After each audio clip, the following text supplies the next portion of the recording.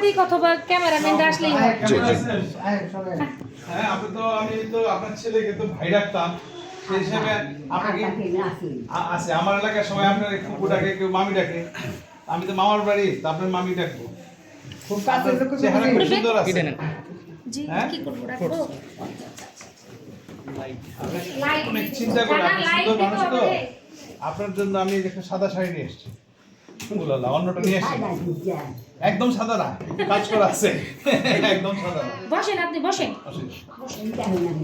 আসছি। বসেন বসেন। আপনারা চিনে যে জয় ভাইয়ের সাথে আপনার সম্পর্ক যে আগে আমাদের দেখছে সাথে তো, আপনি বাড়িতে তো আসছেন। ওনার ছেলের সাথে বেশি সম্পর্ক ছিল। আব্বা গেছি আনতে জানি। হ্যাঁ, অনেক আদর করছেন। আমার আব্বা। জি জি, ভালো আছেন?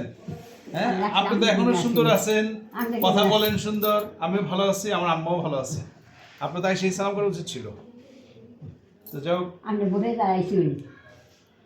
মানুষের রিকোয়েস্ট ধাক্কা ধাক্কিতে দাঁড়াইছি, ঠিক আছে? কোনো দলের না, একা স্বতন্ত্র প্রার্থী। দোয়া করে দোয়া করবেন যাতে মানুষের জন্য ভালো কিছু করতে পারে। আপনার ছেলে যে সুন্দর মহিলা কলেজ করে গিয়েছে, আল্লাহর রহমত, তাই না? এরকম একটা প্রতিষ্ঠান করে, এটা আমি সব জায়গায় বলি। আল্লাহ তো সবাইরই নেয়। আপনি তো আজকে আর কালকে আমরা যারা আসছি সবাই যাবো ধীরে ধীরে। আপনার বয়স কত হয়েছে? আপনার বয়স হয়েছে কত? 100? বড় সন্তান না ওনার? আইন জানি বলছো।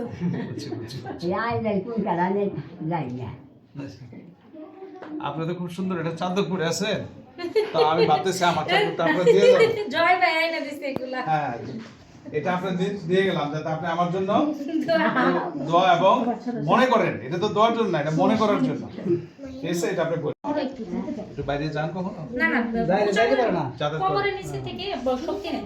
কিন্তু আপনি ইয়ে করে হুইলচেয়ার নিয়ে একটু বাইরে রোদে বসালে ভালো হতো। বসে কিন্তু হুইলচেয়ারে বসতে ওনার একটু ওই প্রেস্টিজের যে বাইরে ব্যাপার। বসাইলে হয় কি, ওই যে ভিটামিন হ্যাঁ, ডি বসে হলো ওই যে চেয়ারে বসতে পারে, চেয়ার কিন্তু না, হুইলচেয়ার নিয়ে বাইরে বসাবে। হুইলচেয়ারে তো তাতে বসতে চায় না। না, কিন্তু ওনার বাইরে নিলে একটু রোদে বসাইলে আর বাইরের বাতাস পেলে হ্যাঁ, রোদে ওনার যায়। জন্য এটা অনেক ভালো রোদে লাগে। যায়, ওই যে ওখানেই আমাদের বসার ব্যবস্থা। হ্যাঁ, বুঝছি। আমি আপনাদের বাড়ি সবারই চিনি। আগেও আসছে না, উনি অনেকবার আগেও আসছে তো, আসছে। বড় কাকার কাছে সময় আসছে। এখানে ওই ইয়ের খাওয়া দাওয়া করে গেছি, একবারে খাওয়া দাওয়া করে গেছি। হ্যাঁ, মিজু কাকার একটু ফোন দিবে, দূরে আছে তো, আপনার সাথে কথা বলবে। পরে আমি ফোন করবো, অসুবিধা নেই। আসছেন বলে তো কথা বলেন, কথা বলেন তো। মনে করে আসি, দোয়া দিতে। আমরা দেখতে আসছি। নির্বাচন করবো, ভোটে না দাঁড়াবো। না, ভোটের কথা বলেন, ভোটের কথা বলেন না, ভোটের কথা দোয়া করো। ভোটের কথা বলেন না, ভোটের কথা বলা দরকার। আমি এমনি দেখতে আসছি। না না, আপনি ভোট করেছেন। দাদি তো খুব মনে করে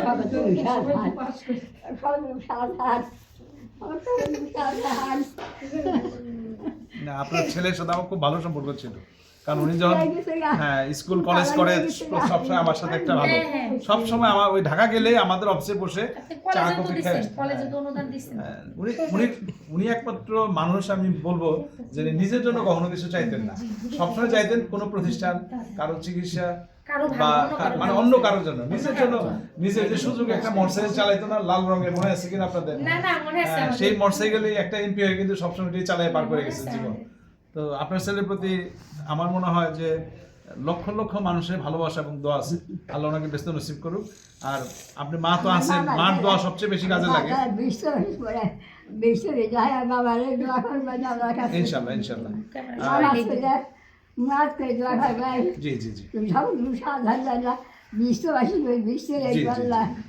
জি, আপনি ভালো থাকেন, আমি আবার আসবো না ইনশাল্লাহ। হ্যাঁ, আমার আম্মাকে নিয়ে আসবো, আমার আম্মা আসবে কতদিন পর, আম্মাকে নিয়ে আসবো।